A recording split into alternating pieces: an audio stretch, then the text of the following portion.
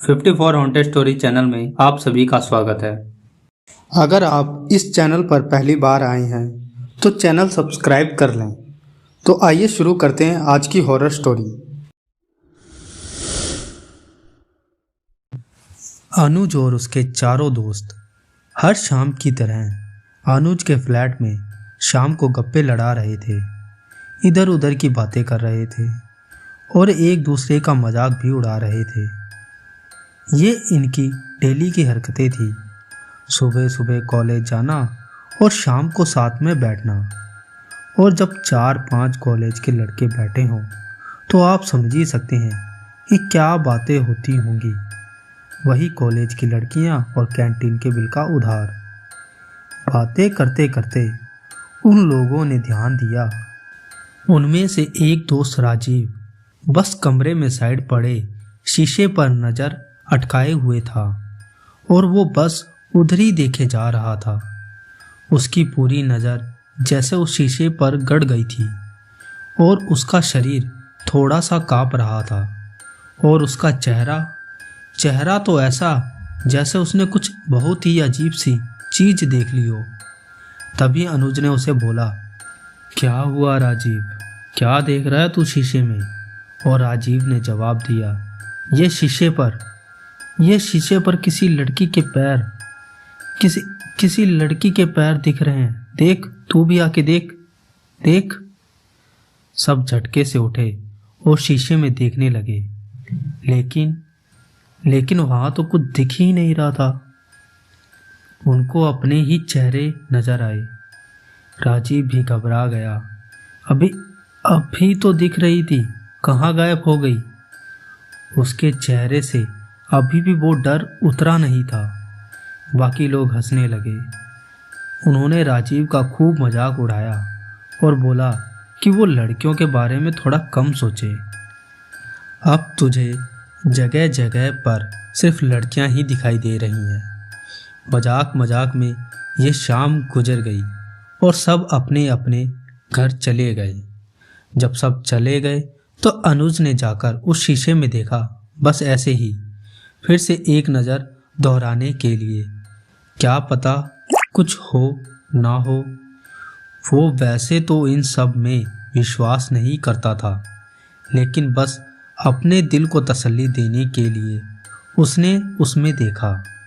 वो एक लंबा सा शीशा था जो कि रूम में एक किनारे में बस जमीन पर पड़ा था। दीवार के सपोर्ट से वो खड़ा रहता था। अनुज का फ्लैट एक 1 BHK था, एक छोटा सा रूम जिसमें गद्दा लगा हुआ था सोने के लिए। रूम से निकलते ही एक साइड में बाथरूम और दूसरी साइड में किचन, बीच में छोटी सी जगह जो खाली थी और सीधे की तरफ घर से बाहर निकलने का दरवाज़ा। उसका घर रोड के किनारे एक छोटी सी बिल्डिंग में था जिसमें 3 फ्लोर थे। अनुज खुद 2nd फ्लोर पे था और उसके सामने वाला फ्लैट जिसमें एक बूढ़े अंकल आंटी रहते थे। कुछ ही देर में अनुज ने खाना खा लिया और अपने बेड पर जाकर लेट गया। उसको नींद आ रही थी कि वो एक झटके से उठ गया। उसे ऐसा लगा कि जैसे किसी ने उसको धक्का सा दिया हो, जैसे कोई उसे धक्का देकर उठाने की कोशिश कर रहा हो। वो एकदम से डर गया।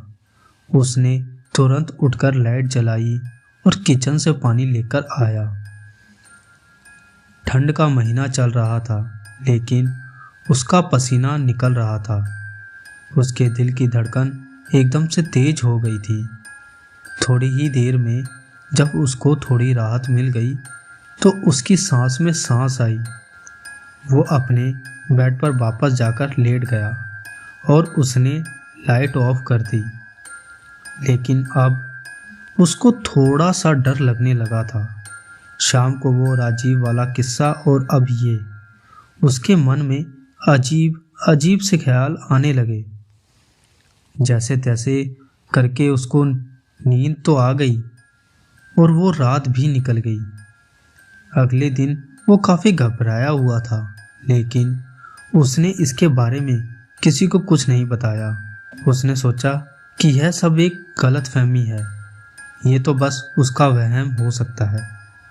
शायद वो राजीव का किस्सा उसके दिमाग में घर कर गया होगा और उसी से ये सब डर लगने लगा होगा, और बस उसने इन सब बातों को कुछ दिनों के लिए भुला दिया। सबकी ज़िंदगी जैसे चल रही थी वैसे ही चलने लगी थी। कॉलेज और फिर शाम की मस्ती। कुछ हफ्तों के बाद सबकी ज़िंदगी जैसे चल रही थी वैसे चलने लगी थी। कॉलेज और फिर शाम की मस्ती। कुछ हफ्तों के बाद राजीव वापस अनुज के घर आया और इस बार उसका प्लान था कि वो रात में अनुज के घर पर ही रुकेगा। दोनों ने साथ में बैठकर खाना खाया और जैसे ही वह सोने जा रहे थे, राजीव को अचानक फिर से एक लड़की के पैर दिखे उसी शीशे में, और वो फिर पहले की तरह सुन सा हो गया और बस शीशे की ओर देखता ही रहा। अनुज ने उसकी ये हालत देखी और बिना कुछ पूछे वो तुरंत उस शीशे में देखने के लिए गया। इस बार भी अनुज को कुछ नजर नहीं आया, बस अपनी और राजीव की शक्ल। तभी राजीव बोला, सही बोल रहा हूँ, उसी लड़की के पैर थे। लड़की का चेहरा नहीं था। लड़की ने वही सेम स्कर्ट पहनी हुई थी जो उसके घुटनों तक आ रही थी। राजीव बोलते बोलते इतना डर गया था कि वहीं पर रोने लगा। उसके अंदर डर तो था, लेकिन वो अचानक से रोने लगा और बोला, अनुज, मैं एक अजीब सा दुख महसूस कर रहा हूँ यार। मुझे लग रहा है जैसे कि मैं उस लड़की को जानता हूँ और वो लड़की किसी बहुत बड़ी मुसीबत में है यार। अनुज ये सब बातें सुनकर दंग रह गया। उसे अचानक से अपने बचपन का एक किस्सा याद आया, जब उसकी दादी ने उसको बताया था कि अगर कोई इंसान बहुत दुखी होकर या परेशानी में मरता है तो कई बार उसकी आत्मा भटकती है और अक्सर किसी न किसी जीवित इंसान को अपना दुख महसूस करवाती है। शायद राजीव के साथ यही हो रहा था। अनुज ने राजीव को संभाला और उसको थोड़ा सा पानी पिलाया और उसे सोने के लिए बोल दिया। राजीव के भीतर से भी वो दुख की भावना कम हुई और वो अपने आप को संभालने लगा। थोड़ी देर और बैठने के बाद उन्होंने लाइट्स ऑफ कर दी और दोनों सोने की कोशिश करने लगे, लेकिन कुछ ही मिनट गुजरे होंगे लाइट्स ऑफ किए और इन दोनों को किसी लड़की के रोने की आवाज़ आने लगी। आवाज़ शीशे के सामने वाली खिड़की से आ रही थी। उन दोनों को फिर से एक डर का झटका लगा। उन दोनों ने एक दूसरों की तरफ देखा और धीरे धीरे उठ के खिड़की की तरफ गए, और जैसे ही वो वहाँ पहुँचे तो अचानक से रूम की लाइट अपने आप ऑफ हो गई और वो आवाज़ तेजी से शीशे से आने लगी। वो लड़की, इस बार वो लड़की थी शीशे में, और इस बार उसकी शक्ल भी थी, और इस बार उस लड़की को सिर्फ राजीव ने ही नहीं, अनुज ने भी देखा साफ साफ। वो भयानक सा चेहरा, उसकी आंखों से टपकते खून के आंसू, और वो बस रोई जा रही थी, रोई जा रही थी। राजीव और अनुज दोनों अपनी जगह पे अटक से गए थे। वो शायद वहाँ से भागना चाहते थे, पर उनका पूरा शरीर अकड़ सा गया था। वो वहाँ से हिल भी नहीं पा रहे थे। अनुज को अचानक से वो दुख फिर से महसूस होने लगा और उसे कुछ भी समझ में नहीं आ रहा था कि हो क्या रहा है। तभी अचानक से फ्लैट का मेन दरवाज़ा खुला और सामने वाले फ्लैट के बूढ़े अंकल भागते भागते अंदर आए। उनके हाथ में एक हनुमान जी की मूर्ति थी और वो तेजी से कुछ मंत्र पढ़ रहे थे। उन्होंने वो मूर्ति लाकर शीशे के सामने रखी और कुछ ही सेकंड में वो लड़की वहाँ से गायब हो गई और वो रोने की आवाज़ भी बंद हो गई। अंकल ने दोनों लड़कों को बेड पर बिठाया और उनके मुंह पर पानी के छींटे मारे। तब जाकर दोनों को थोड़ा सा होश आया। वो इतना भयभीत हो चुके थे कि उनकी समझ में कुछ नहीं आ रहा था। अंकल ने उन दोनों की इस गंभीर हालत को देखकर दोनों को अपने फ्लैट में ले गए और उनको एक अलग से कमरे में सुला दिया। अगले दिन जब वो दोनों उठे तब उनकी आवाज़ थोड़ी सी वापस आई।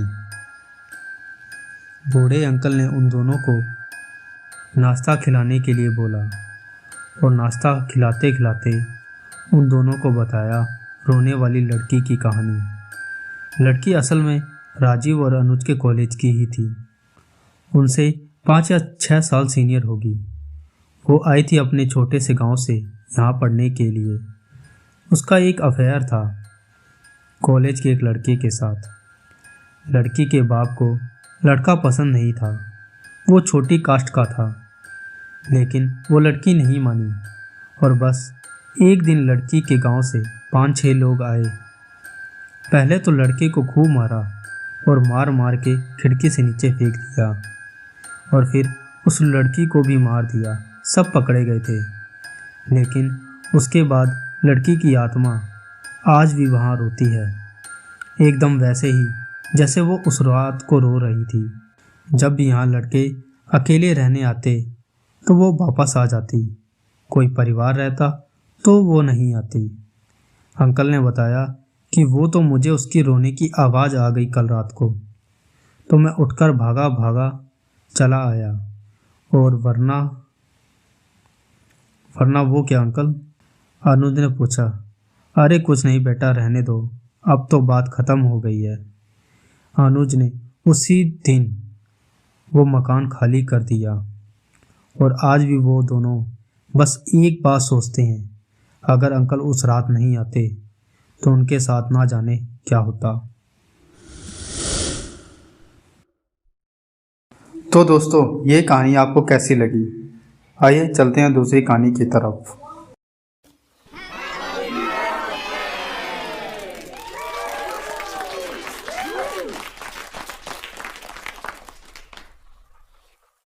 ये गाना ख़त्म होते ही मेरी छोटी सी बच्ची ने मोमबत्तियाँ बुझाई और मैंने उसके साथ केक काटा। आज उसका 4था जन्मदिन था और सब मोहल्ले के काफ़ी बच्चे आए थे और हम सबके साथ उसका जन्मदिन मना रहे थे। सबके जाते ही रात को उसने गिफ्ट खोलने की जिद की। मैं और मेरे पति ने बैठकर उसके साथ सारे तोहफे खोले। कुछ में खिलौने वाली कार थी, कुछ में पेंटिंग का सामान और कुछ में टेडी बियर थे और एक तोहफे में थी एक गुड़िया। सभी तोहफे पर देने वालों के नाम लिखे थे, पर इस पर सिर्फ हैप्पी बर्थडे नेहा लिखा हुआ था, जो कि थोड़ी अजीब बात थी। मैंने याद करने की कोशिश की कि किसके हाथ में देखा था मैंने इस गुड़िया के बक्से को, पर जहाँ तक मुझे याद है ये किसी के हाथ में नहीं थी। जब हमने सारे खिलौने खोल कर देख लिए तब नेहा उन सबको उसके कमरे में जमाने की जिद करने लगी। ज़्यादा रात नहीं हुई थी, इसलिए मैंने और मेरे पति ने हामी भरी और उसके कमरे में उन खिलौनों को जमा दिया। सारे खिलौने जमाने के बाद हमने उसे सुला दिया और खुद भी सोने चले गए। अगली सुबह करीब 5 बजे मुझे किसी के हंसने की आवाज़ आ रही थी। काफ़ी दबी हुई सी धीरे सी आवाज़ थी। नींद खुलते ही जब मैंने थोड़ा गौर से सुना तब पता चला कि ये तो मेरी बेटी है। मैं चौंक कर उठी और फुर्ती से उसके कमरे की तरफ जाने लगी। कमरा खोलते ही मैंने देखा कि वो बिल्कुल चुपचाप खड़ी थी, इधर उधर कुछ देख रही थी, जाने क्या ढूंढ रही थी। क्या हुआ बेटा, इतनी सुबह कैसे उठ गई तुम? मैंने पूछा। अरे वो आंटी मुझे झूला झुला रही थी, फिर अचानक गायब हो गई, उसने कहा। उसके ये शब्द सुनकर मेरी रूह कांप गई। मैंने उसे गोद में बिठाया और पूछा, कौन सी आंटी, कहाँ से आई थी? उसने कहा कि जब वो सो रही थी तब वो उसके बिस्तर के पास खड़ी होकर उसके बाल संवार रही थी और फिर वो साथ में खेलने लगी। उसकी ये बातें सुनकर मैं काफ़ी चिंता में आ गई। मैंने खिड़कियों और दरवाजे की जांच की और ये पता लगाने की कोशिश की कि वो कहाँ से आ सकती है। तभी मैंने अपने पति को भी उठाया और उसे भी ये सब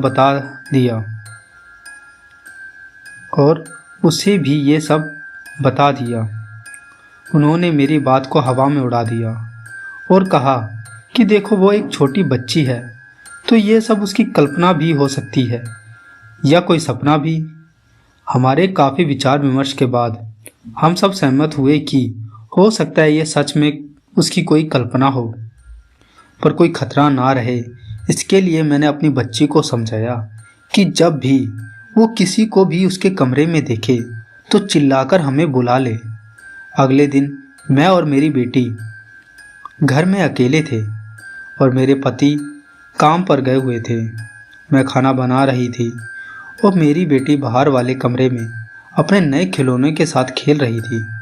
तभी मुझे अचानक से उसके खुसफुसाने की आवाज़ आने लगी, जैसे वो किसी से बातें कर रही हो। मैंने फ़ौरन गैस की आंच कम की और धीरे से किचन से बाहर आ गई। मैं दबे पांव चलती हुई उस कमरे की तरफ बढ़ने लगी जहाँ से मेरी बेटी की आवाज़ें आ रही थी। जैसे जैसे मैं नज़दीक जा रही थी, धीरे धीरे मुझे उसकी बातें साफ सुनाई देने लगी। वो कह रही थी कि पता है आंटी, मम्मी आपके बारे में पूछ रही थी। ये सुनते ही मैंने अपनी रफ्तार थोड़ी और बढ़ा दी और जैसे ही मैंने उसके कमरे के दरवाजे की झिर्री से देखा, मेरे तो होश ही उड़ गए। ऐसा लग रहा था जैसे वो हवा में हो और किसी से बातें कर रही हो। मैं चीख पड़ी, नेहा। मेरी आवाज़ से 1 सेकंड में ही वो ज़मीन पर आ गई और जैसे सब साधारण सा दिखने लगा। मैंने उसे गले लगाया और पूछा, ये सब क्या था? तुम हवा में कैसे थी और किससे बातें कर रही थी? वो खुद भी काफ़ी उलझन में लग रही थी। इधर उधर देखकर उसने कहा, आपको वो दिख नहीं रही आंटी जो रात को आई थी? वो भी मेरे साथ खेल रही थी, मुझे हवा में उछाल रही थी। पता नहीं क्यों एकदम से गायब हो जाती आपको देखकर। मेरे होश उड़ गए ये सुनकर। मैं 1 मिनट भी उस घर में नहीं रहना चाहती थी। मैंने फटाफट गैस बंद की और नेहा को साथ लिया और घर के बाहर आ गई। मुझे अपने ही घर में डर लग रहा था। इतनी जल्दी कोई इंसान छुप नहीं सकता। गायब होगा भी तो कैसे? कहीं ये कोई भूत तो नहीं? ये सोचते हुए मैं अपनी बेटी को घर के सामने वाले पार्क में लेकर चली गई। वो झूले पर खेलने लगी और मैं चिंता में बेंच पर जाकर बैठ गई। मेरी इतनी भी हिम्मत नहीं थी कि वापस जाकर अपना मोबाइल ले आऊं। मेरे दिमाग में ये सब चीज़ें घूमे जा रही थी। तभी मेरी पड़ोसन मुझे पार्क में बैठा देखकर मेरे पास चली आई। मेरी पड़ोसन उम्र में मुझसे काफ़ी बड़ी थी, इसलिए मुझे एक बड़ी बहन की तरह पेश आती थी और मेरा ध्यान रखती थी।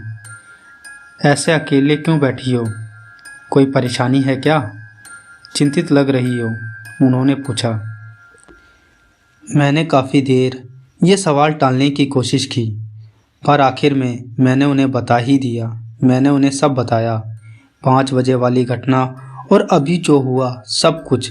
वो भी काफ़ी आश्चर्यचकित रह गई।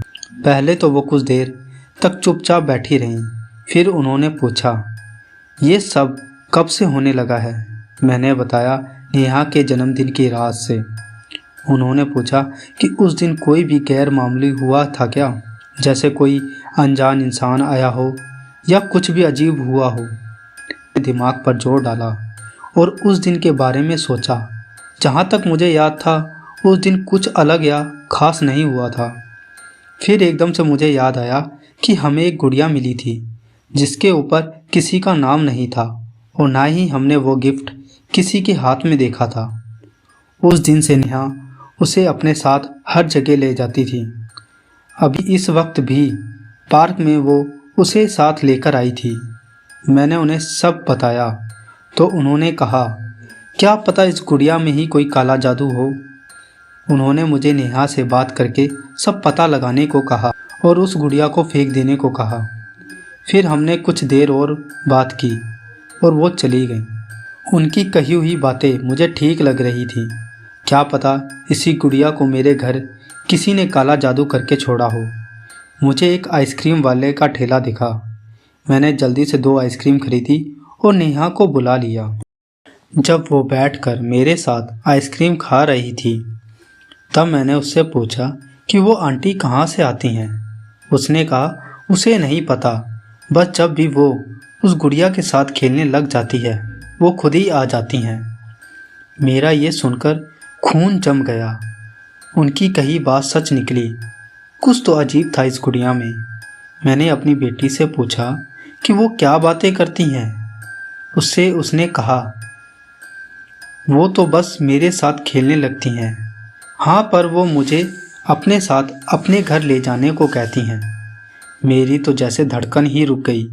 मैं बस रोने ही वाली थी कि मैंने खुद को संभाला और उससे कहा कि कभी भी वो उससे कहीं जाने के लिए हाँ नहीं बोले और फ़ौरन मुझे बुला ले। उसने पूछा ऐसा क्यों? मैंने उससे कहा कुछ चीज़ें इतनी खतरनाक हो जाती हैं कि बच्चों को समझाया ही नहीं जा सकता। मेरी बेटी ने मुझसे वादा किया कि वो कभी भी ऐसा नहीं होने देगी। हम दोनों ने आइसक्रीम ख़त्म की और अपने घर वापस चले गए। घर जाते ही मैंने अपना फ़ोन देखा। मेरे पति की कई कॉल आए हुए थे। मैंने जब वापस उन्हें कॉल किया तो उन्होंने कहा कि उनके बॉस का एक्सीडेंट हो गया है, इसलिए वो आज रात नहीं आ पाएंगे घर, क्योंकि हॉस्पिटल में कोई भी उनके साथ नहीं है। कल जब उनके घर वाले आ जाएंगे तब वो भी वापस घर लौट आएंगे। मैंने दुखी होकर ठीक है कह दिया और फ़ोन रख दिया। मेरे पति वैसे भी इन सब को अंधविश्वास मानते हैं, तो उनसे बात करके कोई भी फ़ायदा नहीं था। मैंने रात को खाना बनाया और नेहा को सुला दिया। जब वह सो रही थी तब उसने उसे गुड़िया को अपने बगल में बैठा रखा था। मैंने उसकी नींद गहरी होने का इंतज़ार किया और फिर उस गुड़िया को लेकर घर के बाहर एक कचरे के डब्बे में डाल दिया।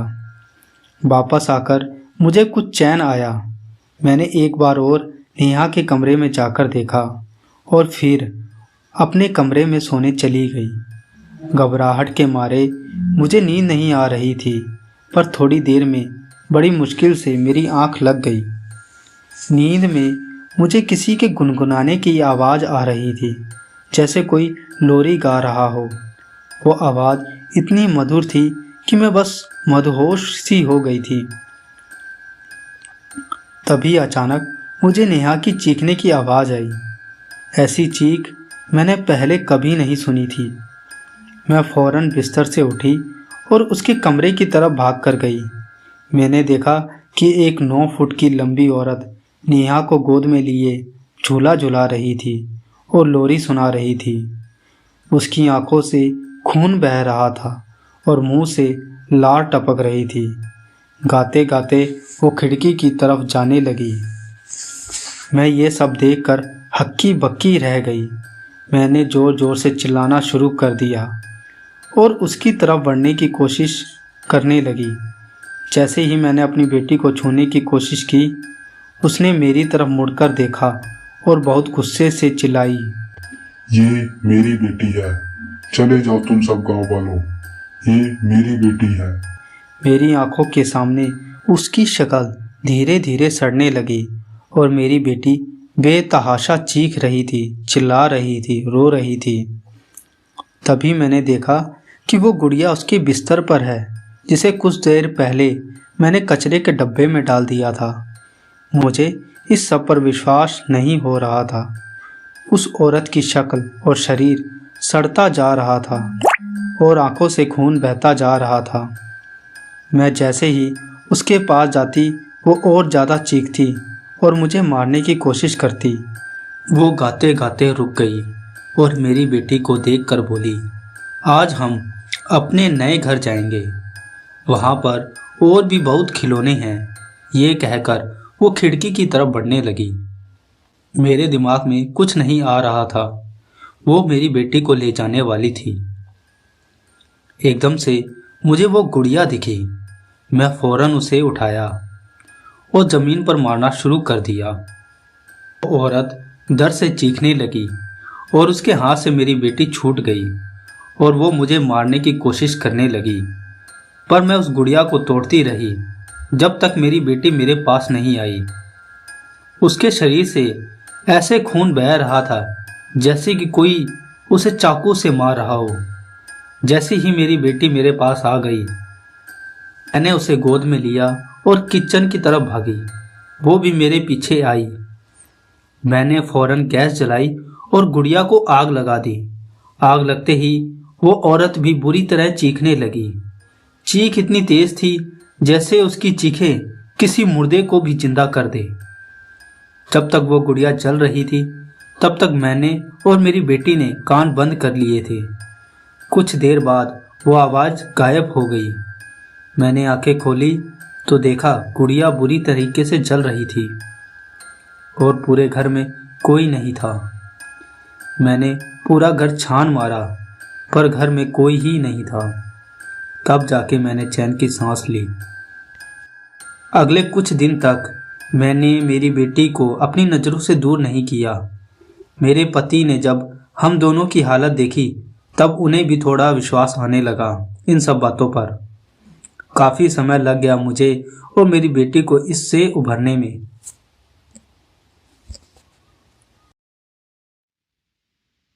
मेरा नाम निशांत है। मैं हैदराबाद का रहने वाला हूँ। यह घटना मेरे साथ लगभग 4 साल पहले घटित हुई थी। मुझे अच्छे से याद है जब मैं और मेरी फियोंसे हम दोनों ही बुआ के बेटे की शादी से घर लौट रहे थे। मेरी फियोंसी आशा, जो कि अब मेरी वाइफ बनने वाली थी, एक दिन मुझे पता चला कि मेरी बुआ की लड़की की शादी तय हो गई है और उसकी शादी लगभग 1 महीने बाद होने वाली है। तो ठीक है, मैं भी उसी दिन का इंतज़ार करने लगा क्योंकि मुझे उसकी शादी में खूब एंजॉय करना था। धीरे धीरे वो दिन भी नज़दीक आया जब दीपक की शादी होने वाली थी। मैं तो ठीक उसकी शादी में जाने के लिए पूरी तरीके से तैयार था। मेरे माता पिता तो पहले ही शादी के लिए घर निकल चुके थे और 2 दिन बाद हम भी उसकी शादी अटेंड करने गए। वहाँ पर मैंने काफ़ी मौज मस्ती की। बड़ी ही धूमधाम से हमने उसकी शादी को एंजॉय किया। लेकिन अब वक्त हो चला था घर लौटने का। निकलने से पहले पिताजी ने कहा, बेटा कुछ देर और रुक जाओ, हम सब साथ में ही निकलते हैं। लेकिन मुझे अगले दिन ऑफिस जाना था और वैसे भी रात काफ़ी हो चुकी थी। तो ठीक मैं और आशा दोनों ही वापस घर के लिए रवाना हो गए। जब हम दोनों वहाँ से निकले तो लगभग रात के 1 बज रहे थे। लेकिन इसके बाद हम दोनों आपस में बातें करते हुए सफ़र कर रहे थे। गाड़ी चलाते चलाते हमें ठीक एक ऐसे रास्ते पर पहुँचे जहाँ पर मैंने गाड़ी की स्पीड को थोड़ा ज़्यादा कर दिया, क्योंकि मैंने उस रोड के बारे में काफ़ी सारी भयानक कहानियाँ सुनी थी, जैसे कि उस रोड पर बुरी शक्तियाँ घूमती हैं और अपने शिकार पर नज़र डालती हैं। ऐसे में मैं नहीं चाहता था कि ऐसी घटनाएं हमारे साथ भी घटित हो जाएं, इसलिए मैं गाड़ी ज़रा तेज़ भगा रहा था। हालांकि गाड़ी की गति को देखकर आशा ने मुझसे कहा कि तुम गाड़ी तेज चला रहे हो। मैंने उसकी बात पर उसे जवाब दिया कि रास्ता बिल्कुल भी ठीक नहीं है। यहाँ पर जो दिखता है वह असल में होता नहीं है। यह रास्ता लगभग आगे 5 किलोमीटर तक हॉन्टेड माना जाता है। मेरी यह बात सुनकर हंसते हुए आशा बोली, तुम्हारा दिमाग खराब है क्या? तुम इस मॉडल दुनिया में होकर इन सब बातों पर विश्वास करते हो? मैंने उसकी बात पर जवाब दिया कि मैंने अपने माता पिता से इस रास्ते के बारे में काफ़ी खतरनाक कहानियाँ सुनी हैं। शायद इसीलिए वह मुझे कह रहे थे कि हम सब साथ में चलते हैं। दोस्तों, हम बात करते हुए उस रास्ते को पार कर ही रहे थे कि मैंने आशा से कहा, हमें इस हाईवे पर भूत प्रेतों की बातें नहीं करनी चाहिए, क्योंकि मैंने सुना है कि इस हाईवे पर रात में शैतानी शक्तियां मंडराती हैं। मैं उसे जितना समझा रहा था वो उतना ही मेरा मजाक उड़ा रही थी, लेकिन जल्दी उसका सामना छलावे जैसी भयानक शक्तियों से होने वाला था। खैर, अभी मैं ड्राइव कर ही रहा था और आशा मेरे बगल में बैठी हुई थी। मैं अपनी धुन में था कि तभी उसने मुझे गाड़ी की स्पीड को कम करने को कहा। मैंने उससे पूछा कि बार बार क्यों परेशान कर रही हो। तब जाकर उसने मुझसे कहा कि वहाँ कुछ सफ़ेद रंग का दिख रहा है। सच कहूँ, वो चीज़ मुझे साफ नज़र नहीं आ रही थी, लेकिन जब हमारी गाड़ी उस ओर करीब गई तो मैंने देखा कि सफ़ेद साड़ी पहने एक औरत खड़ी थी। मैंने तुरंत आशा को मना किया कि कुछ भी हो जाए, लेकिन मुझे गाड़ी नहीं रोकनी। साथ ही वो औरत सड़क के किनारे हाथ दिखाते हुए हमसे मदद की प्रार्थना कर रही थी। मैं समझ चुका था कि इतनी रात गए अकेली औरत यहाँ पर कैसे हो सकती है। मैंने तो उसके पास गाड़ी रोकने से बिल्कुल साफ मना कर दिया था, लेकिन आशा मानने को बिल्कुल भी तैयार नहीं थी। उसने मुझसे कहा कि तुम गाड़ी को रोको। मैं आशा को बार बार कहता रहा कि इस हाईवे पर जो दिखता है वह होता नहीं, और जो होता है वह हमें दिखाई नहीं देता। ये सब कुछ छलावों का कारनामा होता है। मेरे कई बार समझाने के बाद भी आशा मानने को बिल्कुल भी तैयार नहीं थी। वह बोली, ये बूढ़ी औरत इतनी रात को कहाँ जाएगी? हमें इसकी मदद करनी चाहिए। इसके बाद ना चाहते हुए भी मुझे गाड़ी रोकनी पड़ी। मैंने जैसे ही वहाँ पर गाड़ी रोकी, आशा ने जल्दी से गाड़ी का दरवाज़ा खोला और उस वक्त मेरी नज़र ठीक डैशबोर्ड पर थी। लेकिन जब मैंने आशा की तरफ देखा, वह इधर उधर देख रही थी। उसने देखा कि अब वो बूढ़ी औरत वहाँ पर मौजूद नहीं है। मैं तो बस उसे देखता ही रह गया। मैं तो बिल्कुल मूर्ति की तरह बैठा हुआ था। मेरे तो हाथ पैर जाम हो चुके थे। मुझे देखकर ऐसा लग रहा था जैसे मेरी आंखें खुली होने के बावजूद नींद में हूँ। आशा भागते हुए मेरे शीशे के पास आई और जब उसने शीशे पर मारना शुरू किया, तब जाकर कहीं मेरी नींद सी टूटी। मैंने तुरंत आशा को गाड़ी में बैठने का इशारा किया। आशा भी जल्दी से गाड़ी में बैठ गई। हम दोनों गाड़ी में तो थे, लेकिन अब मेरी गाड़ी स्टार्ट नहीं हो रही थी।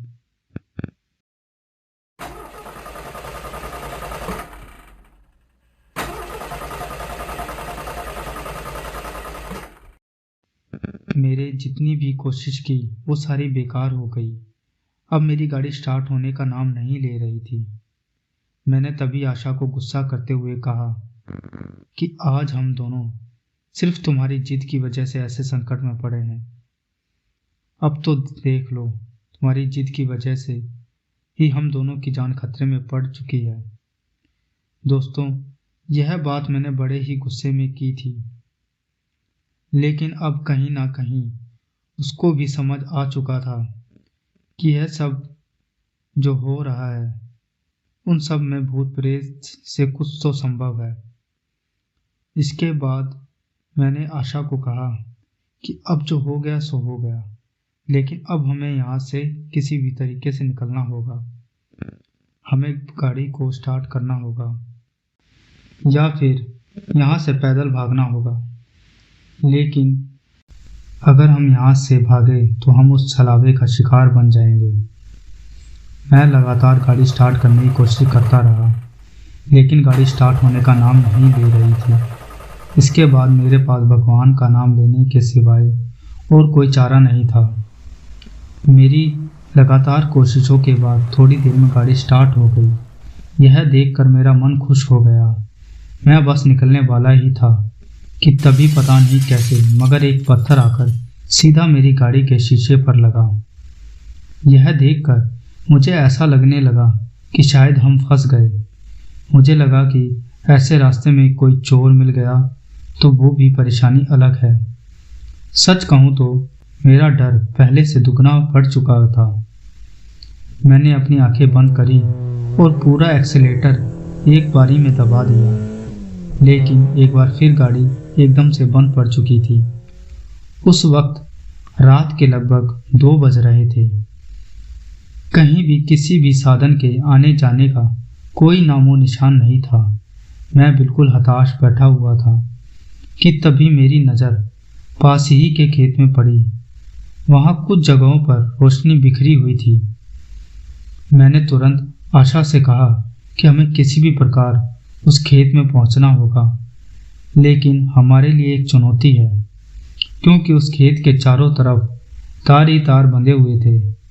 हम दोनों को किसी भी प्रकार से उस खेत में दाखिल होने के लिए उन तारों को पार करना था। मेरी गाड़ी रोड के किनारे पर ही थी। तभी मैंने हाईवे पर देखा कि आशा रोड के बीचों बीच खड़ी हुई है। साथ ही मेरी नज़र पीछे से बहुत तेज गति से आ रहे एक ट्रक पर पड़ी। वो ट्रक इतनी तेज आ रहा था कि अगर कोई उसके सामने आ जाता तो उसकी हड्डियां भी नहीं मिलती। देखते ही देखते वो इतनी तेजी से आया कि उसने आशा को कुचलने में 5 सेकंड भी नहीं लगाई और मैं बस चिल्लाते ही रह गया, आशा आशा आशा आशा आशा। मेरे जोर जोर से चिल्लाने के बाद तभी मुझे पीछे से आवाज़ आई। उस आवाज़ ने मुझसे कहा कि अरे तुम ठीक तो हो। ये सुनकर पीछे पलटा तो मैंने देखा कि आशा मेरी पीछे वाली सीट पर आराम से बैठी हुई है। इससे पहले कि मैं उसे कुछ कहता, उल्टा आशा ने मुझे बताया कि उसने मुझे हाईवे के बीचों बीच खड़ा देखा और एक ट्रक ने मुझे कुचलते हुए वहाँ से निकल गया। मैं तो एकदम सन्न रह गया। लेकिन ठीक उसी वक्त तुम्हारी चिल्लाने की आवाज़ से मानो मेरी नींद उड़ गई हो। मैं एकदम होश में आ गई। तो इसका मतलब साफ था कि यह सब कारनामा छलावे का ही था, जो कि हमें पूरी तरीके से फंसाने की कोशिश कर रहा था। अब तो मुझे गाड़ी से बाहर निकलने में भी डर लग रहा था। मैंने तो आशा को मना किया कि कुछ भी हो जाए लेकिन बाहर मत निकलना। इतना सब कुछ हो जाने के बाद आशा बहुत ज़्यादा डरी हुई थी। वो गाड़ी में बिल्कुल चुपचाप बैठी थी। थोड़ी देर में हमारे सामने से एक आदमी चलता हुआ नजर आया। वह आदमी हमारी तरफ आ रहा था।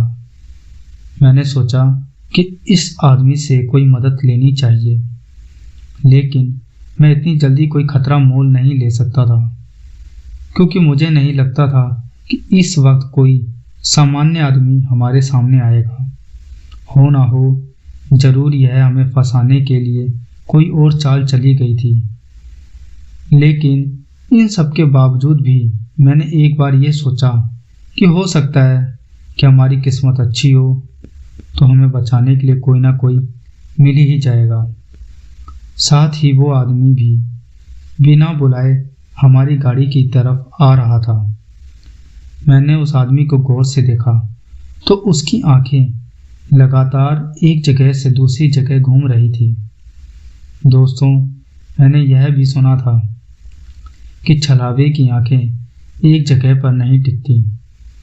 मैं बिल्कुल समझ गया था कि यह कोई सामान्य आदमी नहीं है, बल्कि कोई छलावा ही है। मैंने चुपचाप ये बात आशा को बताई, जिसकी वजह से वो और ज़्यादा डर चुकी थी।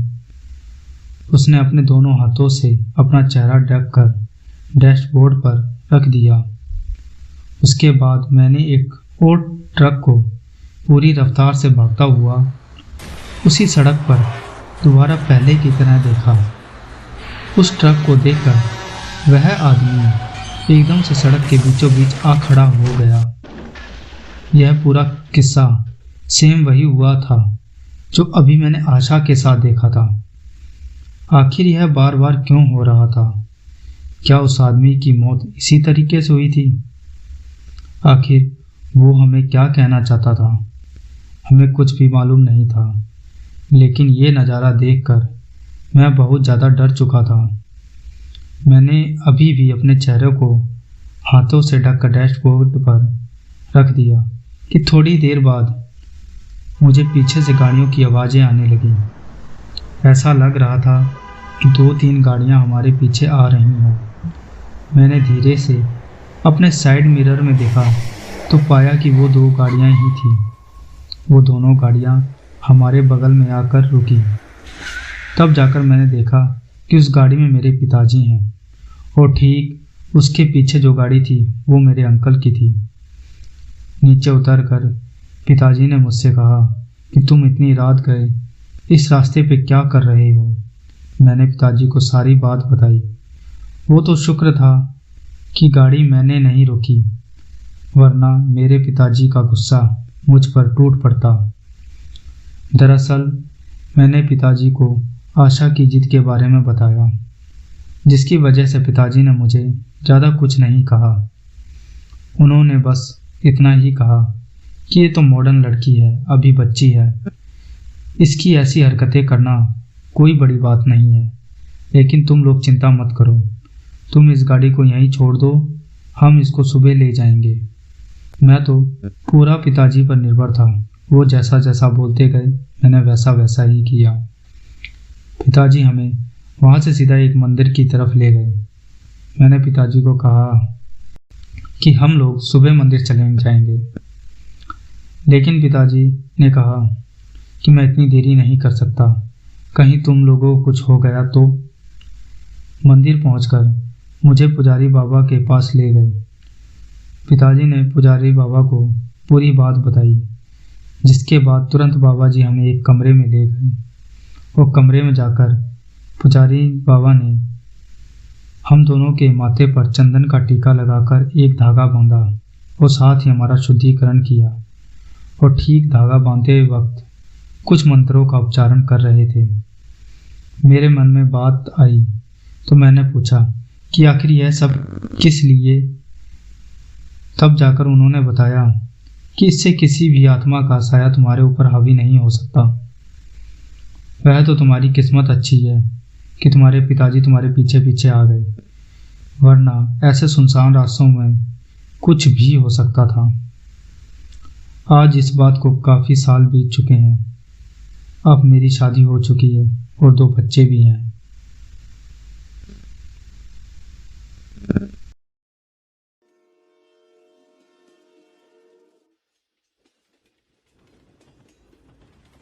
बड़ी मुश्किल से आरव ने आज आखिरी वक्त पर ट्रेन पकड़ी थी। अच्छा हुआ सीट भी बिल्कुल डब्बे के आखिर में दरवाजे के पास ही थी। खिड़की और दरवाजे दोनों तरफ से गर्मी में हवा आती रहेगी तो स्लीपर में जाने का मलाल नहीं रहेगा। वैसे तो हमेशा वक्त से पहले पहुंच जाता था, लेकिन आज जैसे कई दिनों की थकान से उबर ही नहीं पाया था। दोपहर में सोचा जरा सो ले तो आँख खुली ही काफ़ी देर से। खैर किसी तरह ट्रेन तो पकड़ ली थी। अब कोई घबराने वाली बात नहीं थी। ट्रेन स्टेशन से तकरीबन 40 किलोमीटर आगे बढ़ गई थी। आरव चादर बिछा चुका था और बस सोने ही वाला था जब लेटे लेटे उसकी पीठ थपथपाकर एक आवाज़ ने कहा, टिकट दिखाइए। आरव अपनी मिडल बर्थ पर किसी तरह उठकर बैठा और टिकट जेब से निकालकर टीसी को दिखाया तो टीसी ने कहा, भाई साहब ये S2 है, आपकी सीट S3 में, इसके बाद वाले डब्बे में बाहर चले जाइए। आरव ने टिकट दोबारा देखा तो सचमुच S3 ही था। सामान जल्दी जल्दी समेट कर आरव ने बैग में भरा और चल पड़ा S3 की ओर। S3 की अपनी बर्थ के पास पहुंचा तो आरव ने देखा कि एक आदमी पहले से उसकी बर्थ पर लेटा हुआ सो रहा था। आरव ने धीमे से उस आदमी को हिलाकर जगाया। वो उठा तो आरव ने मुस्कुराते हुए उससे कहा, भाई साहब ये मेरी सीट है, आपसे शायद गलती हुई है अपनी सीट ढूंढने में। वो आदमी तुरंत शर्मिंदा होकर उतर गया और किनारे खड़ा हुआ। आरव ने चादर वादर बिछाई और उठकर लेटने ही वाला था, जब उसने देखा कि वो आदमी जो अभी तक उसकी बर्थ से उतरकर उसे सामने खड़ा होकर सामान को संभाल कर रखते हुए देख रहा था, वो आरव को देखते हुए ही 4 कदम आगे बढ़ा और फिर पलटकर आरव से बोला, आराम से सोइएगा। और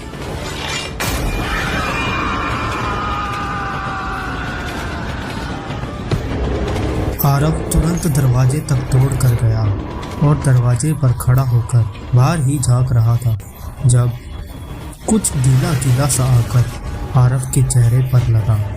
आरव दरवाजे से तुरंत पीछे हटा और दरवाजे के पास ही लगे शीशे में अपना चेहरा देखा उसने, तो उसके होश ही उड़ गए, क्योंकि आरव के पूरे चेहरे पर खून के छींटे लगे हुए थे। आरव ने तुरंत नल खोला और पानी के छींटे मार मार कर चेहरा साफ किया। आरव ने किसी तरह खुद को संभाला और बस फिर चुपचाप जो हुआ उसे भूलकर अपनी बर्थ पर जाकर लेटने को हुआ, तो देखा पूरी बर्थ पर गड्ढा ऐसे हुआ था जैसे कि कोई लेटा हुआ था उस पर। आरव ने पता नहीं क्या सोचा और हाथ फिराकर गड्ढे को छूकर देखने लगा कि कहीं कोई आंखों का धोखा तो नहीं हो रहा उसे। आरव का हाथ धीरे धीरे ऊपर तक गया, जहां गर्दन होनी चाहिए थी वहां। जैसे ही आरव का हाथ गया तो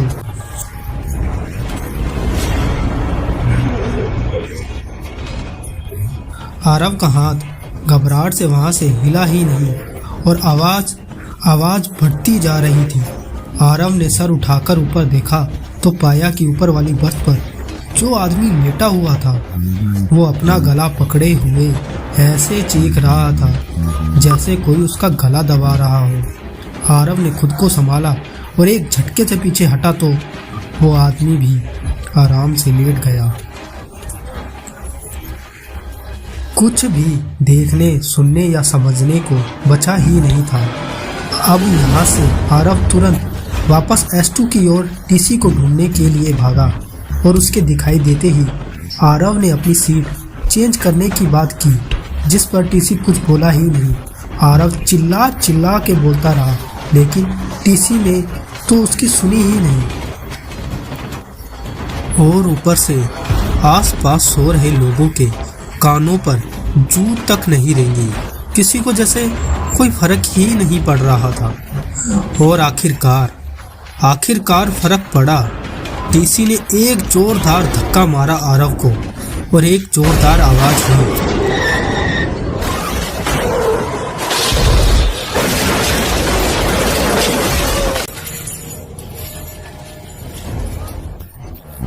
आरव की नींद अपनी बर्थ पे खुली जब वो एक झटके और धमाके जैसी आवाज से लगभग अपनी मिडल बर्थ की चेन्स के बीच में उलझ सा गया था। उसने टिकट चेक किया, अपना बर्थ नंबर चेक किया और फिर जरा सुकून मिला उसे ये देखकर कि वो सिर्फ एक सपना ही देख रहा था। आरव बैठे बैठे इधर उधर देख ही रहा था जब उसे अचानक एहसास हुआ कि धमाके जैसी आवाज हुई। इतनी तेज झटका लगा, ट्रेन रुकी हुई है और वो अकेला ही जागा हुआ है। अरे कोई तो होगा जिसकी पलकें झपकी होंगी इस पर, लेकिन चारों ओर सिर्फ खर्राटे की आवाजें ही गूंज रही थी। कहीं भी कोई ऐसा नहीं दिखाई दे रहा था पूरे डब्बे में कि लगे कहीं कोई इंसान जाग रहा हो। आरव दरवाजे से नीचे गिट्टियों पर उतरा और इधर उधर देखने लगा, लेकिन कोई भी नहीं दिखाई दिया जो ट्रेन से उतरा हो उसके अलावा। आरव ने एक सिगरेट जलाई और चुपचाप पीता रहा उसे जब तक किसी के पैदल गिट्टियों पर से चलने की आवाजें सुनाई दी। अंधेरे में किसी तरह ट्रेन से आती हल्की रोशनी में एक शॉल ओढ़े हुए आदमी आया और उसने कहा, क्या हुआ बाबू साहब, नींद बढ़िया थी, अब तो बर्थ भी मिल गई आपको। आरव ने सर उठाकर उधर देखा जहां से आवाज आ रही थी। तो आरव का मुंह खुला का खुला रह गया। उसके सामने शॉल ओढ़े हुए वही आदमी इस वक्त खड़ा था जो कुछ देर पहले ही ट्रेन से बिना किसी वजह या बात के कूद गया था। आरव उसे देखते ही तुरंत वापस डब्बे में अपनी सीट की खिड़की बंद करने गया तो एक सड़ा गला सा हाथ अंदर आने की कोशिश कर रहा था। किसी तरह आरव ने एक झटके में वो कांच की ट्रेन की खिड़की मशक्कत से खींचकर एक जोरदार झटके में बंद किया तो वो हाथ खिड़की के नीचे दबकर कट गया और आरव की पूरी शर्ट पर अब सिर्फ खून ही खून था। आरव बिल्कुल बदहवास सा होकर अपनी सीट से उठा और सीधा बाथरूम में भागा। ट्रेन चल चुकी थी और फुल स्पीड में थी। बाथरूम में आरव अपने कपड़ों पर लगे खून के धब्बे धोने की कोशिश करने लगा, लेकिन वो धब्बे सिर्फ हल्के ही हुए, मिटे नहीं। पागलों की तरह अपनी शर्ट को नाखूनों से घिस घिस कर आरव साफ करने की कोशिश कर रहा था जब अचानक एक आवाज हुई। चलती ट्रेन में खिड़की के कांच पर एक हाथ साफ साफ खटखटाता हुआ आरव को दिखाई दे रहा था। आरव बुरी तरह से हाफ रहा था। किसी पत्थर की चट्टान की तरह आरव वहीं का वहीं जड़ होकर खड़ा था। हिलना चाह रहा था, वहां से भागना चाह रहा था, लेकिन आरव सिवाय तेज तेज सांस लेने के अलावा और कुछ नहीं कर पा रहा था। आखिरकार आरव ने अपने बदन की पूरी ताकत, दिलो दिमाग की पूरी ताकत झोंक दी और एक झटके में बाथरूम का दरवाजा खोला और दरवाजा खोलते ही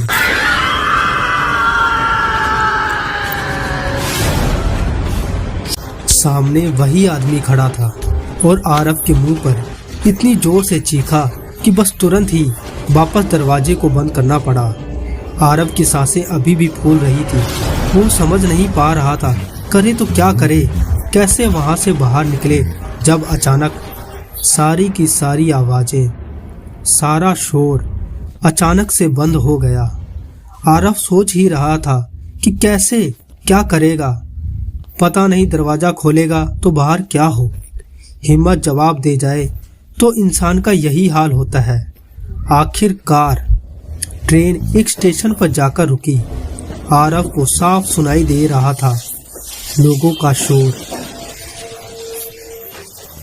कई लोग एक के बाद एक ट्रेन पर चढ़ते हुए लोग, अपनी अपनी सीट पर आते जाते लोग। इतनी आवाजें, कहीं ना कहीं आरव के दिल का डर निकल गया। वो तुरंत भागकर बाहर निकला और दौड़ता हुआ अपनी सीट तक गया, बैग उठाया और सीधे भागा ट्रेन से बाहर। ट्रेन चल पड़ी तो ट्रेन से उतरकर खुशी खुशी राहत की सांस लेता हुआ ट्रेन को वहां से जाते हुए तब तक आरव घूरता रहा जब तक ट्रेन आंखों से अंधेरे में ओझल ना हो गई। अंधेरा था, धीमे धीमे स्टेशन खाली होता गया। आसपास कोई भी नहीं दिखाई दे रहा था। आरव ने भी सोचा कि अब वहां से निकले तो ठीक उसी वक्त एक आदमी दूसरी तरफ से आरव को अपनी ओर आता दिखाई दिया। आरव ने अंधेरे में आंखें छोटी बड़ी करके हर तरीके से देखने की कोशिश की, लेकिन समझ तब तक नहीं आया जब तक वह पास की ही रोशनी में दिखाई ना दिया हो। ये वही आदमी था।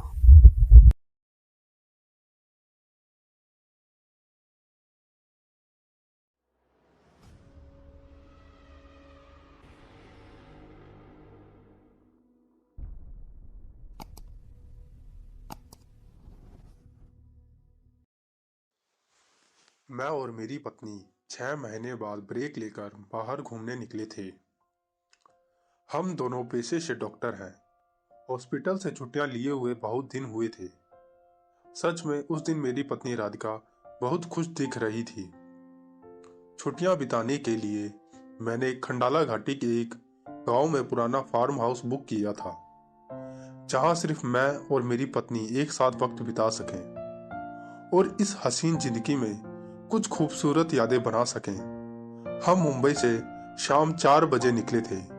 मुंबई से खंडाला हाईवे पर पुराने नगमे गुनगुनाते हुए दोनों बड़ी खुशी से फार्म हाउस पर छुट्टियों में क्या क्या करेंगे ये प्लान कर रहे थे। फार्म हाउस घाटी के निचले हिस्से में बसे गांव में था, इसलिए हमें जंगल वाले इलाके से जाना पड़ा था। रास्ते में एक मोड़ पर मैंने पानी पीने के लिए गाड़ी रोकी तो वहां पर एक बोर्ड पर लिखा हुआ था, कोठारी फार्म हाउस 25 किलोमीटर आगे है, और वही हमारी मंजिल थी। मैंने राधिका को बोर्ड दिखाया। वह बोली, ये क्या आलोक, तुमने कौन से जंगल में वेकेशन प्लान किया है? अभी और 25 किलोमीटर गाड़ी चलानी होगी। मुझे तो अब भूख भी लग रही है। मैंने कहा, सब्र रखो मेरी जान, फार्म हाउस तुम्हारे लिए कोई रेलवे स्टेशन के बाजू में नहीं बनाएगा। फिर हम दोनों गाड़ी में बैठे। तभी हमें सामने से बीड़ी पीती हुई अधेड़ उम्र की औरत आती हुई दिखाई दी। वह हमारी तरफ ही देख रही थी। उसके चेहरे पर एक अजीब सी शैतानी मुस्कान थी, मानो उसे जो चाहिए वह मिल गया हो। राधिका मजाक मजाक में बोली, देखो तुम्हारी पुणे वाली काकी कैसे बीड़ी पी रही है। मैंने कहा, मेरी नहीं, वह तुम्हारी मुंबई वाली काकी हैं, जो चुप चुप के घर के दरवाजे खिड़की बंद करके सिगरेट फूंकती हैं। इस बात पर हम दोनों एक साथ हंस पड़े। हमारी गाड़ी बहुत आगे आ चुकी थी। अचानक वह बीड़ी पीने वाली औरत हमें फिर से दिखी। राधिका बोली, आलोक देखो। वह बीड़ी वाली औरत इतनी जल्दी हमारे आगे कैसे पहुंच गई? उसे देखकर मुझे लगा ये कोई दूसरी औरत होगी और मैं गाड़ी चलाता रहा। लेकिन आंखें तब फटी की फटी रह गई जब तीसरी बार हम दोनों ने उसी औरत को सामने से आते देखा। मैंने अर्जेंट ब्रेक लगाकर गाड़ी रोक दी और हम दोनों गाड़ी से बाहर निकले और देखा कि हम उसी मोड़ पर थे जहां से शुरू किया था। लगा कि हम कहीं गए ही नहीं है। गाड़ी उसी मोड़ पर ही खड़ी थी। फिर जब हम उस औरत की तरफ मुड़े तब वो वहां नहीं थी, लेकिन जमीन पर आधी जली हुई बीड़ी देखकर राधिका डर से कांपने लगी और मुझे भी अचानक ठंड महसूस होने लगी। फिर हम दोनों जल्दी से गाड़ी में बैठे और यू टर्न मार के गाड़ी पीछे की ओर भगा। पर कहते हैं ना, मुसीबत जब आती है तो जल्दी पीछा नहीं छोड़ती। मैं तेजी से गाड़ी भगा ही रहा था और राधिका को डर के मारे पसीना छूट रहा था। तभी अचानक हमारी गाड़ी धक्के खाकर बंद पड़ गई। मैं कार से बाहर निकला और बोनट खोल के चेक करने लगा, लेकिन बहुत कोशिश करने पर भी गाड़ी स्टार्ट नहीं हो रही थी। मैंने मोबाइल से मदद बुलानी चाहिए, पर ना मेरे मोबाइल में सिग्नल था ना ही राधिका के। मैं मदद तलाश रहा था। तब तक सूरज भी ढल चुका था। फिर वहां पर एक लालटेन हाथ में लिए हुए एक बूढ़ा आदमी आया। मैंने उससे पूछा, बाबा आपके पास मोबाइल है क्या? मुझे एक कॉल करनी है, हमारी गाड़ी खराब हो गई है, इसलिए हमें मदद बुलानी थी। बाबा बोले, बेटा मेरे पास तो कोई मोबाइल नहीं है, पर मेरा घर यहीं पास में ही है। चाहो तो तुम वहां चलकर मेरे लैंडलाइन से फोन कर लो। मेरे पास भी कोई पर्याप्त नहीं था। फिर मैं और राधिका वैसे ही बाबा के पीछे पीछे चल दिए। झाड़ियों के टेढ़े मेढ़े रास्ते से लालटेन की टिम टिम रोशनी में कुछ 10 मिनट में हम उनके घर पहुंच गए। राधिका मेरे कान में धीरे से बोली, ये घर नहीं है, कोई पुरानी हवेली जैसा लग रहा है। मैंने कहा, तुम्हें तो पसंद है ना पुराने घर और भूत वाली कहानियां। यह सुनते ही वो मेरी तरफ गुस्से से देखने लगी। फिर मैं चुप हो गया। बाबा ने घर का दरवाजा खोला और हम तीनों अंदर गए। अंदर गुप्त अंधेरा था। बाबा बोले, अरे बेटा लगता है लाइट चली गई है, फोन सामने वाले कमरे में है, तुम वहां जाकर थोड़ी देर रुको, लाइट आते ही फोन चालू हो जाएगा, फिर तुम जिसे चाहो कॉल कर लेना। हमारे पास भी रुकने के अलावा कोई चारा नहीं था।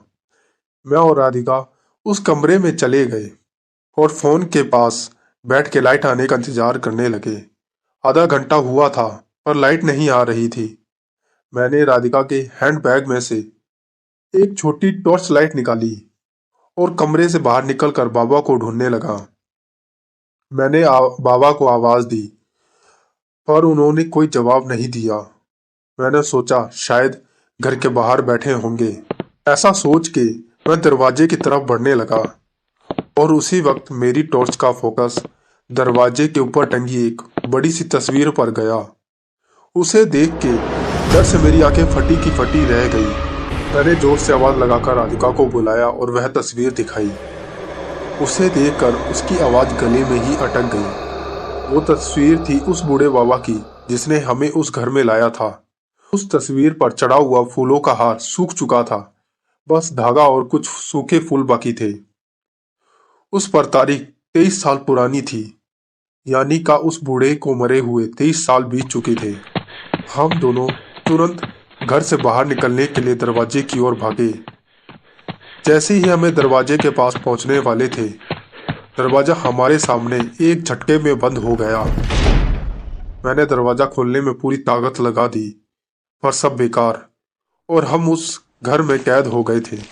राधिका मेरे सीने से लग के रोने लगी। डर से मेरे दिल की धड़कन भी तेज हो गई थी, पर बुरा होना शायद अभी भी बाकी था।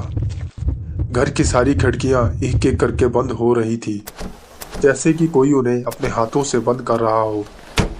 वह खौफनाक मंजर देखकर हम दोनों की हालत ऐसी हो गई थी कि काटो तो बदन में खून नहीं। राधिका और मैं दरवाजे के पास थर-थर कांपते जमीन पर बैठे हुए थे। हमारी टॉर्च की चार्जिंग भी खत्म हो रही थी। शायद वहां पर जो कोई भी था वह भी टॉर्च खत्म होने का ही इंतजार कर रहा था। हमारे सामने रखी आराम कुर्सी धीरे धीरे हिल रही थी, जैसे कि उसमें कोई बैठा हो। हमारी निगाहें भी उसी कुर्सी पर थी। अब तक कमरे में सिर्फ 2 लोगों के सांसों की आवाज आ रही थी, एक मेरी और एक राधिका की। थोड़ी ही देर में हमारी टॉर्च भी बंद हो गई और कमरे में नरक सा अंधेरा छा गया था। और फिर मुझे राधिका की आवाज आई, उठो आलोक, उठो आलोक, जल्दी उठो, फार्म हाउस आ गया। मेरी आंख खुली तब मैं कार की पीछे वाली सीट पर सो रहा था। पता नहीं ये सफर कैसा था। क्या ये मेरा सपना था या कोई हकीकत? ये उस वक्त की कहानी है जब मैं अपनी दादी के साथ रहता था। मेरी उम्र 15 साल थी। मुझे भूत प्रेतों, चुड़ैलों, इन सबको असली में देखने का शौक चढ़ा था। चुड़ैल की कहानियाँ तो मैं बड़े मज़े से सुनता था और हमेशा बोलता था कि कितना मज़ा आएगा अगर किसी चुड़ैल से सच में मेरी मुलाकात हो जाए तो। मेरी दादी की किराना और दूध की 2 दुकानें थीं। दादी और मैं मिलकर दोनों दुकान चलाते थे। गांव में हमारा बड़ा नाम था। हर रात को दुकान बंद करके दादी घर चली जाती और मैं अपने दोस्तों के साथ चौराहे पर बैठकर एक दूसरे को भूत प्रेत की कहानियाँ सुनाते। कभी कभी गांव के बड़े बूढ़े भी हमारे साथ बैठकर चुड़ैल की कहानियाँ सुनते और कभी कभी तो गांव के लोगों से छुपते छुपाते हम तरह तरह की हॉन्टेड जगह पर भी जाते थे। इन सब में सबसे आगे मैं होता था। मुझे इन अमानवीय शक्तियों को ललकारने का बड़ा शौक था। पर मेरी ज़िंदगी में एक ऐसा दिन भी आया कि मुझे एहसास हो गया कि मैं कितनी बड़ी मुसीबत को बुलावा दे रहा था। उस रात दुकान बंद करके दादी घर पर चली गई थी और मैं दोस्तों के साथ दुकान की सीढ़ियों पर पंचायत लगाकर बैठ गया। मेरे एक दोस्त बाबूलाल ने चुड़ैल की एक सच्ची घटना बताई। पड़ोस के गांव वाले कुछ हफ्ते भर पहले रात को जंगल से लौट रहे थे। उसी वक्त उन पर एक चुड़ैल ने हमला कर दिया। उनमें से एक को तो उसने अपने शिकार की तरह दबोच लिया और उसकी गर्दन पर अपने लंबे नुकीले दांत गड़ाकर खून गटागट करने लगी। बाकी लोग जैसे तैसे जान बचा के भाग निकले थे और उनका वह दोस्त जिसका चुड़ैल ने खून पिया था, वह अगले ही दिन जंगल में तालाब के पास बेहोशी की हालत में मिला था। लोग उसे हॉस्पिटल में ले गए। वह बच तो गया, पर उसके शरीर में हमेशा खून की कमी रहने लगी थी और आज सुबह ही उसकी मौत हो गई। अब उस जंगल के रास्ते गांव का कोई भी व्यक्ति आता जाता नहीं था। सभी हमारे गांव के लंबे रास्ते से होकर जाते थे। मैं बोला, ये चुड़ैल भूत प्रेत सब कुछ अफवाह होगी, जंगल में कुछ और ही कांड चल रहा होगा। फिर मजाक मजाक में हम लोगों में शर्त लगी कि कोई भी जो जंगल के बीचों बीच पुराने पीपल के पेड़ पर लाल कपड़ा बांधेगा वह सबसे बड़ा जिगर वाला माना जाएगा। उस चुनौती के लिए 3 लोग आगे आए, मैं, आशीष और विवेक। और दूसरे ही दिन रात को दुकान बंद करने के बाद सब ने घर पे बोल दिया कि दोस्त का बर्थडे है, थोड़ा लेट आएंगे। और फिर मैंने एक लाल रिबन जेब में रख ली और विवेक की मोटरसाइकिल पर हम रात के 9 बजे निकले। बाकी दोस्त जंगल की सीमा रेखा के पास खड़े रहे। आशीष मोटरसाइकिल चला रहा था। उस दिन चांदनी रात थी, इस वजह से आसपास का नज़ारा ठीक ठाक दिखाई दे रहा था। तीनों लोगों को डर भी लग रहा था, पर बात अब इज्जत की थी, इसलिए वह काम करना ही था। आशीष मोटरसाइकिल चलाने में उस्ताद था, इसलिए जंगल वाले रास्ते पर बाइक हर बार वही चलाता था। हम जंगल के बीचों बीच पीपल के पास पहुंचे। मैं बाइक से उतरा और विवेक मुझे टॉर्च लाइट का फोकस दिखाने लगा। मैं लाल रिबन बांधकर जैसे ही पीपल की पेड़ से निकला तो मैंने पीछे मुड़कर देखा कि तभी एक नुकीले पत्थर से ठोकर लग के मुंह के बल गिर गया। मेरे पैर में गहरी चोट लगी और खून पानी की तरह बहने लगा। मेरे दोस्तों ने मुझे सहारा देकर बाइक पर बिठाया। फिर हम गाड़ी स्टार्ट करके गांव की तरफ निकल पड़े। बस थोड़ी ही दूर थे कि पीछे किसी की कुर्राने की आवाज़ आई। आशीष ने मोटरसाइकिल रोक दी और हम तीनों ने बाइक पर बैठे बैठे ही पीछे मुड़कर देखा। और उस वक्त जो नज़ारा हमारी आंखों के सामने था उसे देखकर कुछ समय के लिए हमारा दिल धड़कना और नाक सांस लेना भूल गई, क्योंकि मेरा खून जिन पत्थरों पर गिरा था उन पत्थरों को एक औरत एक एक करके चाट रही थी। और औरत पूरी तरह खून से नहाई हुई थी, सिर्फ उसकी आंखों की सफ़ेद पुतलियां ही दिख रही थी और खून चाटते वक्त वह हमारी तरफ ही देख रही थी। तभी अचानक उसने एक पत्थर फेंका और हमारी तरफ झपट पड़ी। और फिर आशीष ने किसी रेसर की तरह बाइक भगाई। मैं उसे देखने के लिए पीछे मुड़ा था तो वह औरत 4 पैरों पर किसी नरभक्षी भेड़िए की तरह हमारा पीछा कर रही थी। एक पल के लिए तो उसने हमें पकड़ ही लिया था, पर किस्मत से आशीष के हाथ में बाइक थी। उसने गाड़ी की 80 या 90 की स्पीड से भगाई और जब हम जंगल की सीमा के बाहर आ गए तब न जाने वो चुड़ैल कहाँ गायब हो गई। हमारे वापस लौटने तक हमारे जो भी बाकी के दोस्त थे वो घर भाग चुके थे। फिर अगले दिन दादी ने देखा मैं कुछ परेशान और डरा हुआ हूँ तो उसने मुझसे सच सच उगलवा लिया और मेरे सभी सच बता देने पर उस दिन दादी ने मुझे खूंटे से बांधकर मारा। और बाकी दोस्तों के घर जाकर दादी ने यह कारनामा बता दिया। सबको जमकर मार पड़ी। फिर दादी ने सिर्फ 2 दिनों के अंदर ही हमारी दोनों दुकान बंगाल गांव के पाटिल को बेच दिया और रात को जबरन मुझे हनुमान जी की मंदिर में सुलाया था। उसके बाद मैं गांव छोड़ने को तैयार नहीं था, पर दादी ने मुझे मार कूट के मुंबई ले आई, जहां मैं अभी रहता हूं। कुछ दिनों बाद जब सब नॉर्मल हो गया फिर मैंने दादी से गांव छोड़ने का कारण पूछा। तब दादी ने मुझे बताया कि पत्थरों पर गिरा हुआ खून चाटने वाली औरत वह एक रक्त पिशाचनी चुड़ैल थी और अब उसको मेरे खून का चस्का लग गया है। अभी भी वह चुड़ैल मेरी तलाश में भटक रही होगी, इसलिए मेरी सुरक्षा के लिए दादी ने गांव छोड़ने का निर्णय लिया। लेकिन दादी के कहने के अनुसार अगर वह रक्त पिशाचनी आज भी मुझे ढूंढ रही है तो आपको क्या लगता है, क्या वह मुझे यहाँ पर भी ढूंढ पाएगी?